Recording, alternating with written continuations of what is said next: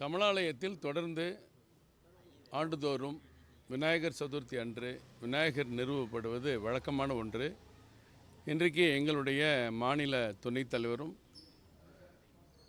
ஒருங்கிணைப்பு குழுவினுடைய உறுப்பினருமான எங்கள் மூத்த தலைவர் அண்ணன் சக்கரவர்த்தி அவர்கள் தலைமையில் மற்றும் இங்கே இருக்கிற மாவட்ட தலைவர் எங்களுடைய கவுன்சிலர் உமா ஆனந்த் உள்பட முக்கிய நிர்வாகிகள் முன்னிலையில் இன்றைக்கு இந்த பூஜையும் ஒரு யாகமும் இங்கே நடத்தப்பட்டது.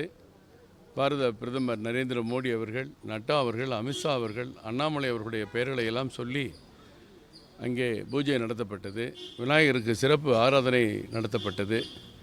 இன்றைக்கு தமிழகம் முழுவதும் எந்த பகுதிக்கு சென்றாலும் அங்கே ஒவ்வொரு பகுதியிலும் விநாயகர் நிறுவி மிக உற்சாகமாக மக்கள் இந்த விநாயகர் சதுர்த்தி விழாவை கொண்டாடி வருகிறார்கள்.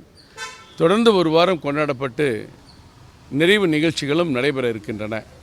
இதில் கடந்த முறை அனுமதித்த இடங்கள் எல்லாம் அனுமதித்தாலும் ஒரு சில இடங்களில் போக்குவரத்து இடையூறு இருக்கிறது என்றெல்லாம் சொல்லி சில இடங்களில் காவல்துறை அதை தடுப்பதற்கு முயற்சி செய்தார்கள். அதையும் கூட நாங்கள் அதிகாரியிடம் கேட்டு ஏற்கனவே இருந்த இடங்கள்